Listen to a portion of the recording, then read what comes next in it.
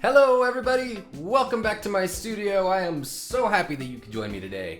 I know there's been a little bit of time since you've seen me last, so I appreciate all you guys' patience, but I have a bunch of new updates for you.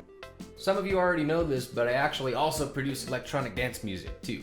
In the last few months, I've actually been working on a new EP as well as finishing off some of my older albums. Now, I really haven't plugged that too much, so down in the comments, you're going to be able to find links to both my Bandcamp page and my Audius page. I have my songs that are up there right now and for free download, as well as a remix option if you wanted to be able to download stems and play around with any of those as well. What does this mean? This means that I can actually start posting more of my original music, not just my club beats, but actually a lot of my instrumental tracks as well that I've been really dying to show you guys, but it's just been, it's just been a little bit trying to get everything all situated to be able to post them. Next, one of the biggest things that's been taking up my time for the last couple of weeks is the fact that I'm going back to college! Woo! This is actually really big for me because I was going for graphic design way back in the day. This is like, I graduated 10 years ago. And so I was taking some of my classes. I almost finished my degree, but ended up dropping out and starting to work instead. So now it's finally my chance to be able to go back to school, but I can also include audio production as part of my degree as well. So I'm really super excited. My last update is that I just went and checked in on some of my videos I posted already, and I saw that one of my videos has over 1,000 views. Oh my God, guys, thank you. I never would have expected to be able to get that kind of response from anything that I've posted, so I'm really grateful. Now, on that note, I actually have one of my viewers that dropped me a couple of messages looking to get a closer look at that Alesis and how I have it set up to my computer. So, let's go ahead and get started, shall we? Breaking down the Alesis Nitro Mesh. Breaking down the Alesis Nitro Mesh. That's right, the Alesis Nitro Mesh. Breaking down the Alesis Nitro Mesh. The first thing that I really noticed about this kit was over time, this whole thing started kind of tilting back and forth. It started becoming really loose on all of these different joints, and that made it really difficult for me because everything was kind of shrinking back in. Like these arms are able to kind of move back and forth, so it was just kind of closing in on itself, making itself real tight. And it was a little bit difficult for me to be able to continue playing because it was moving all over the place.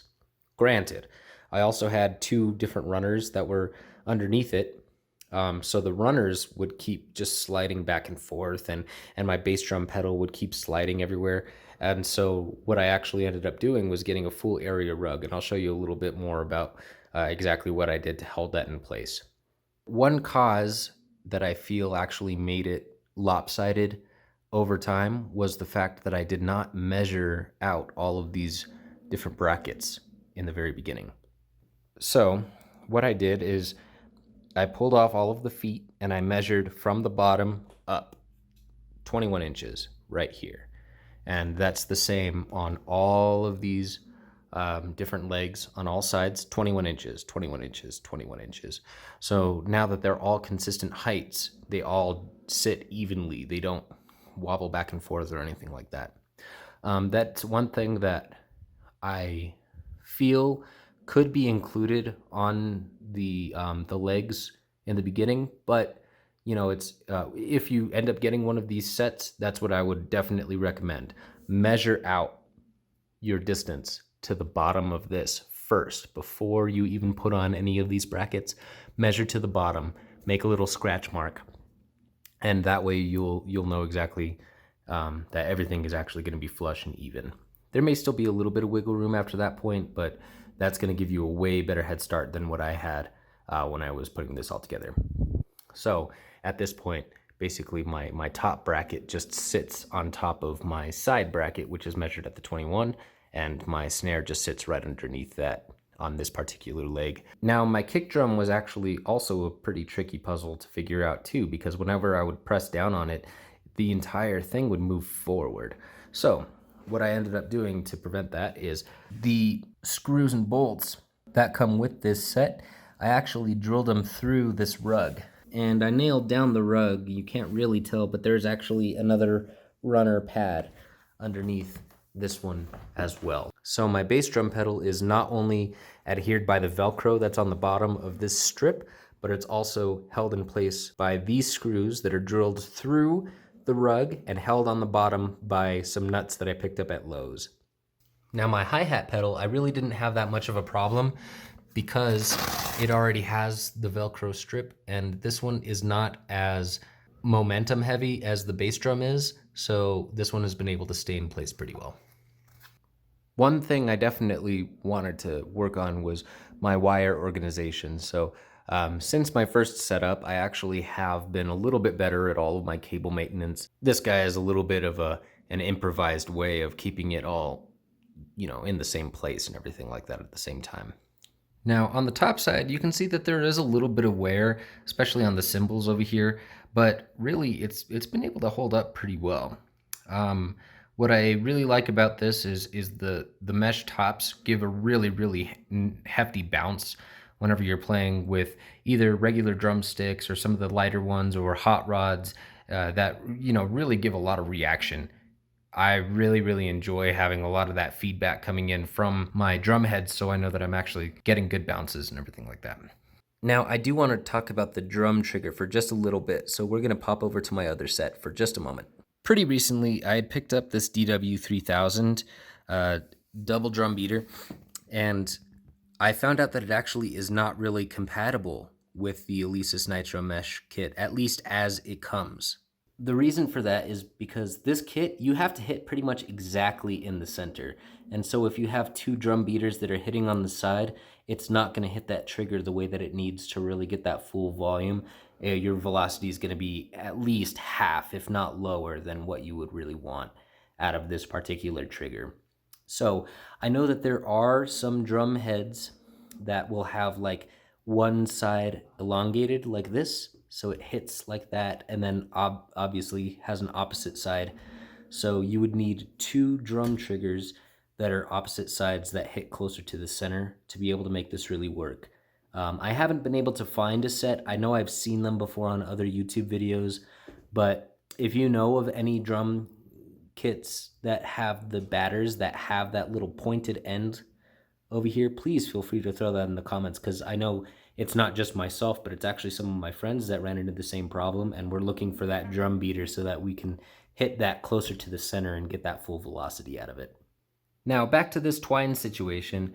This kit is pretty light. It doesn't really have a lot of weight, and it doesn't have a lot of weight near the bottom. It's mostly top heavy, so the bottom can really move around a lot. I think that had a really good impact on why it became so lopsided for me for a little bit. So what I did is I actually pretty much lashed it to my table leg over here so that, this one will be able to help keep it from moving around so much. Hopefully, we'll see, because this is a pretty recent addition that I put onto here, so we'll see exactly how long that this will last and if it'll actually keep everything in place. I think it should work out pretty good. So let me go ahead and pop around over here and show you a few other things that I've been able to learn out about this, especially while I'm hooking it up to Fruity Loops.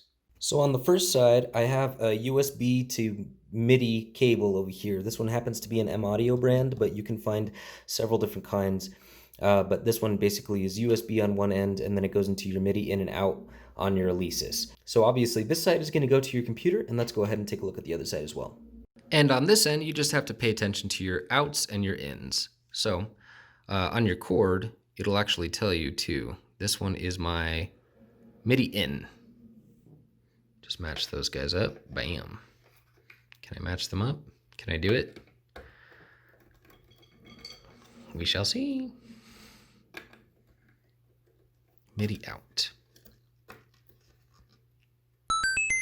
So while I'm here, I just want to address this guy too. So it does have a USB 2.0 switch inside here. I still have not had the chance to use this yet because I don't have a cord that reaches all the way to my computer way over there.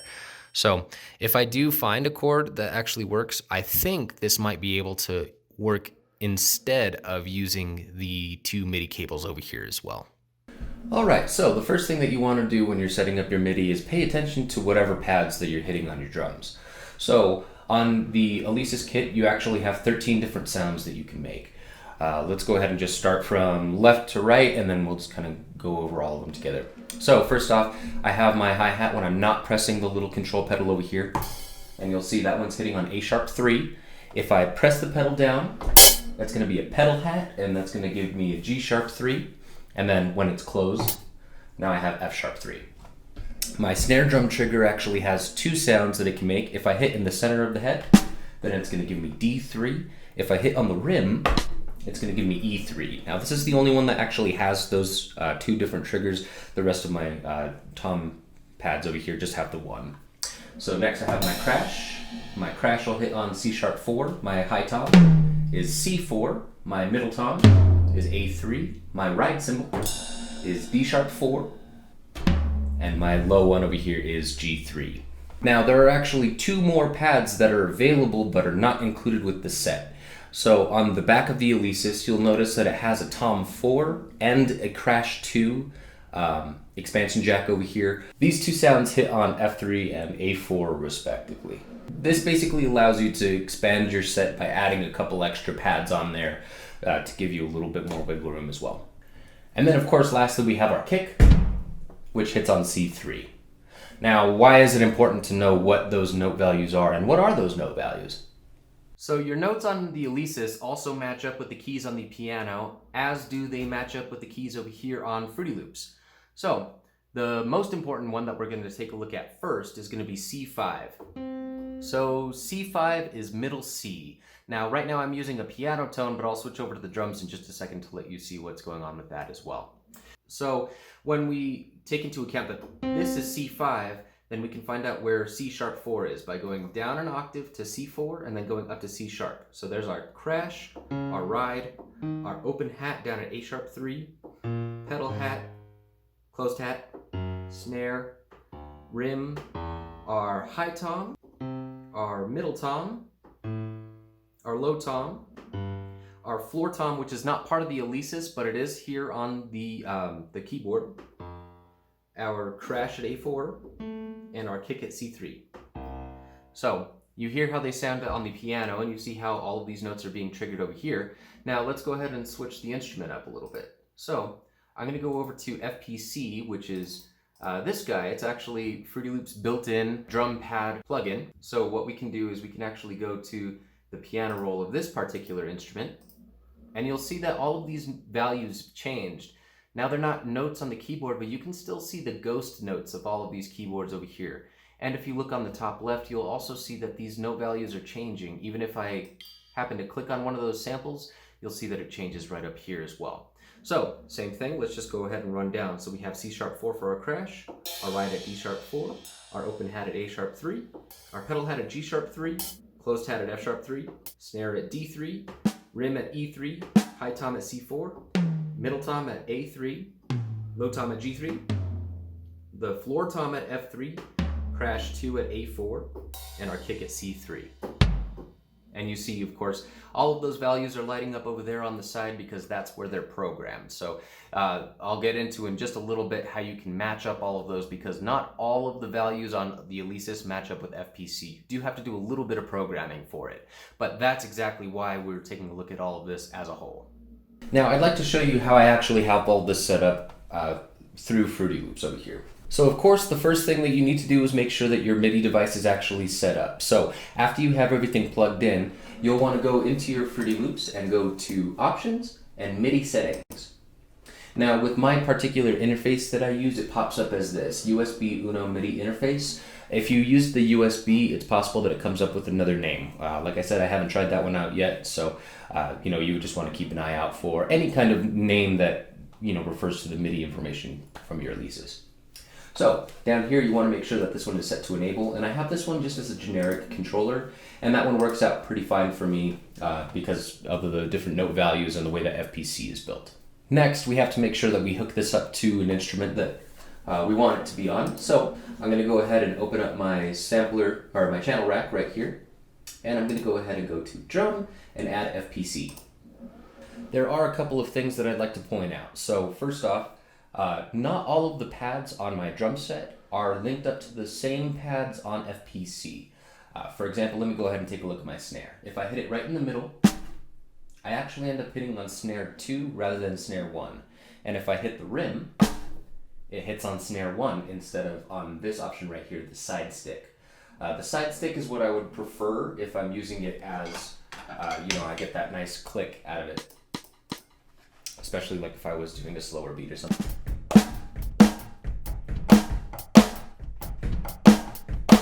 So I don't necessarily want it to hit on that snare, but you can actually change it.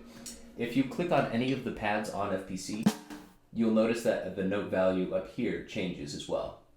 So if I hit my rim, that's E3, or if I click on my drum pad over here, you'll see that that one switches to D3 back to E3. So first, to get it away from this snare one when I hit that rim, all I'm going to do is click, and I'm going to change it to something that I know is not included in any of these sounds. So I'll just hit G10, get it way out of the way. Next, I can go back to my side stick sound, hit my MIDI note, and switch that one over to E3. So now I have my nice click.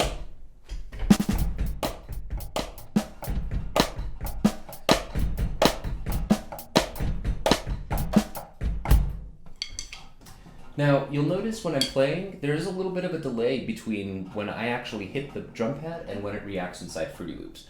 So that is something that you have to kind of get a little bit used to. Let me show you what I actually do when I'm recording. So, when I come up here, I will go ahead and choose my tempo first. So I like that tempo that I was working with. 2, 3, 4, 1, 2, 3, 4. You can use this tempo tapper, and you can do it in a number of different ways. You can either use your keyboard, you can click with your mouse, or because I'm already on this pad, I'll just use this. 1, 2, 3, 4, 2, 3, 4. And it's actually just about at 130 anyway, so we'll go ahead and keep that. Now, I'm going to go ahead and lay pattern 1 onto my playlist over here. Right now you'll see that it's empty, there's no information in it. If we go out over to my channel rack, you'll also see there's nothing input on inside here. Now I'm going to hit the record button on the top. I'm going to change this to notes and automation. So all that's going to do is it's going to capture whatever MIDI notes that are triggered, as well as the velocity, or if I had any knobs that I was turning, it would also get those as well. Now I have to make sure I switch this one from pattern mode into song mode, and then I'll just go ahead and hit play, and we'll just record a little beat here for you guys. Now I do have my metronome that I'll keep on as well, just to help keep those clicks in time for me. Like I said, with that little bit of a delay, it makes it a little tricky, so this way I can at least hear the clicks and drum to the clicks and ignore the drum information, if that makes any sense. So let's get this one started.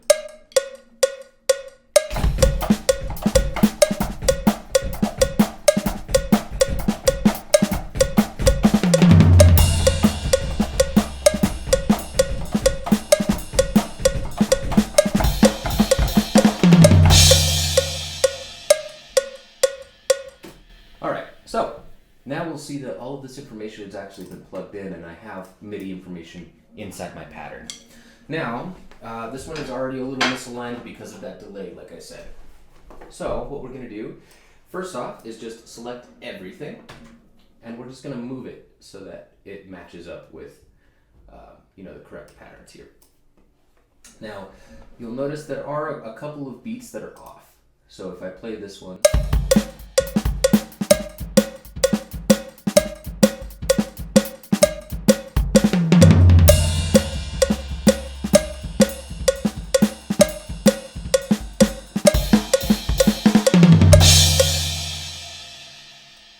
so one tool that you can use to help bring that a little bit closer in together is going to be up here. So you hit piano roll options on the top left and come down to tools and hit quantize.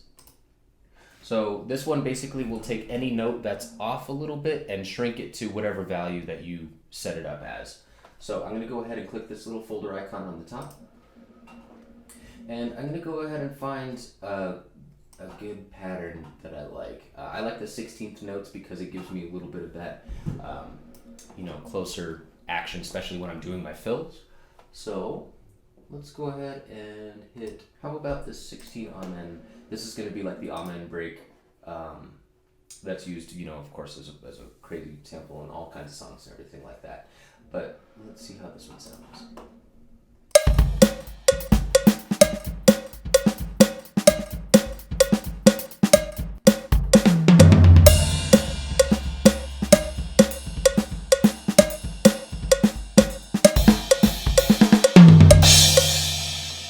Now, some of them are still going to be a little bit off. Like you'll notice this crash doesn't necessarily hit on 1. So after it's quantized, I'll just go in and select whichever notes that I need to move, and I'll just move them as ever I feel appropriate on here. Multiple instances where they're hitting it at different times. So if they're double layered up like that, I'll just kind of shrink them around however I see fit.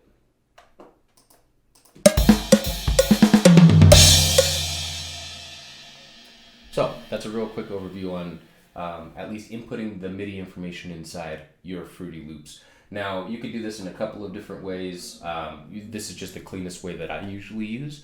And so what I'll do is, of course, when I'm recording when I'm actually playing with video. I go ahead and I input the MIDI information inside Fruity Loops, and then I just go back and correct anything or move anything around as I see fit. Now, there's one thing that I'd like to point out about the module itself. I took off my hi-hat triggers so that you could see this a little more clearly.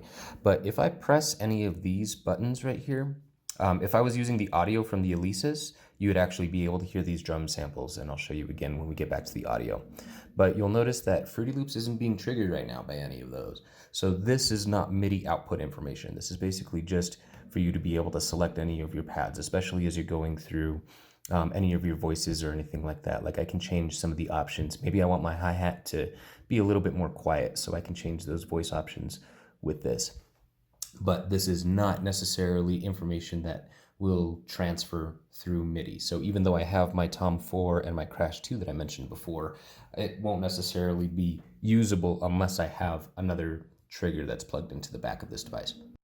For the audio section, it's going to be just a matter of connecting the audio outputs from this through an interface on your computer. So right now you're going to need basically what's a TRS cable, or like a standard guitar cable or anything like that. And on here, we have a right and a left output. You can use both of these if you want to get some of that panning effect out of your module, but for the most part, you can usually just go ahead and use the left output mono option that it has right over here. Now here on this side, I have my Focusrite Scarlett 2i2 as my sound interface, but of course there are a bunch of different varieties of sound interfaces that you can use. This just happens to be my preference. So I'm gonna get the other end of my cable, and I'm gonna go ahead and put it into one of these inputs. Now, once again, you can use a couple of different cables. So I like this interface because I can either use the microphone XLR cable, which is the 3-prong guy like this, and run that one inside here, but the guitar cable will work just fine. There are some cables that actually have the guitar end on one side and the XLR on the other. I actually do have some of those cables, but I actually use them to run from my interface into my studio monitors over here. But anyway, that's about as much as the connections go, so I'll go ahead and show you what we need to do for Fruity Loops. So for the next part, because of how all of my audio and everything like that is set up over here, it might sound a little bit weird, so bear with me. But basically, the next part is if I wanted to record audio from my Alesis into my computer. So what I'm going to do first is come to my channel rack and make sure that I have an empty channel selected. So I have sampler with no information. So if I were to hit a drum pad, it wouldn't necessarily make any sound. So next, I'm going to come over. Yeah, you see it's no sound. So next I'm going to come over to my mixer up here on the top, and I'm just going to go ahead and choose any of the channels that are on here. If you have particular organization, you can use that, but right now I'll just go ahead and choose a random one because no other information is here. So we need to come up here to the top, and I'm going to change this option right here from none to input 2. The only reason why I'm putting input 2 is because that's plugged into the second jack of my audio interface. And now, if I play any notes or anything like that,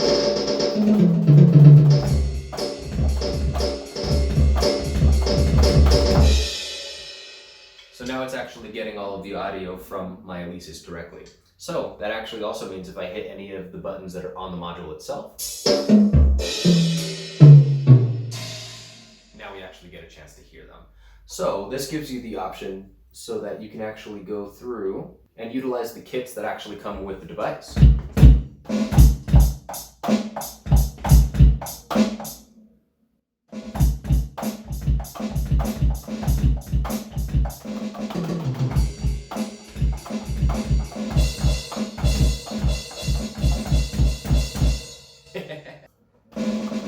There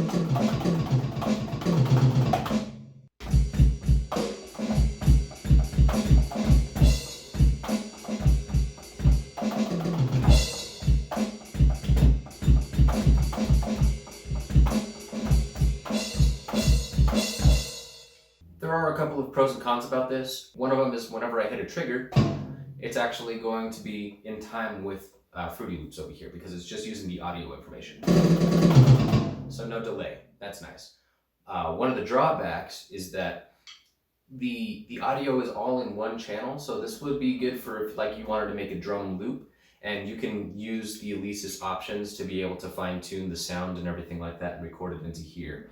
But for instruments like FPC, for example, you can actually split those mixer channels depending on what pad that you're hitting. So that gives you the flexibility to put particular effects on particular drum sounds. In this case over here, everything is all getting recorded into one channel, so you don't necessarily have that freedom. That being said, this is also a really good method to be able to record, and this is actually how I've recorded on a couple of my other songs as well. So you can actually balance your audio information to your MIDI information. You can kind of compare and contrast whatever ones that you like and be able to use them that way. So at least this is able to show you those two different options of recording styles with this.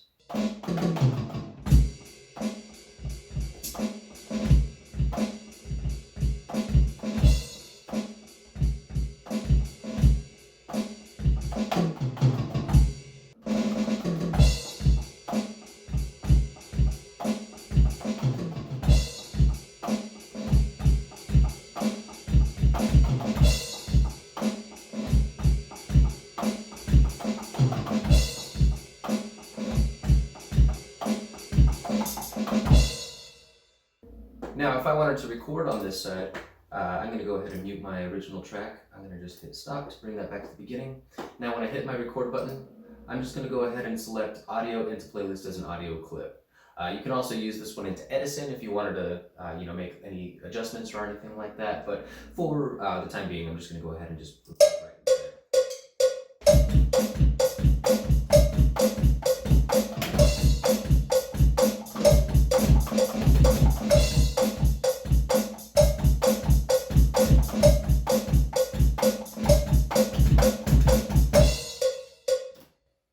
You'll see now I have that audio clip that's actually selected in here. That fill wasn't that great. I could just go ahead and cut that part out, or I can open it in one of Fruity Loops editing software like NewTime and be able to kind of shrink that in exactly how I want it. But for the most part, this is a just nice, clean, easy way to be able to get that recording laid out for yourself.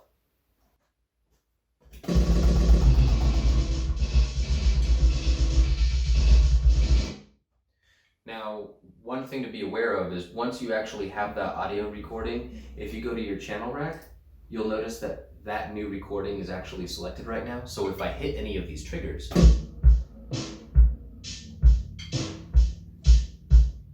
what it's doing is it's using my keystroke to play that entire sample. So if I were to play a bunch of them at the same time,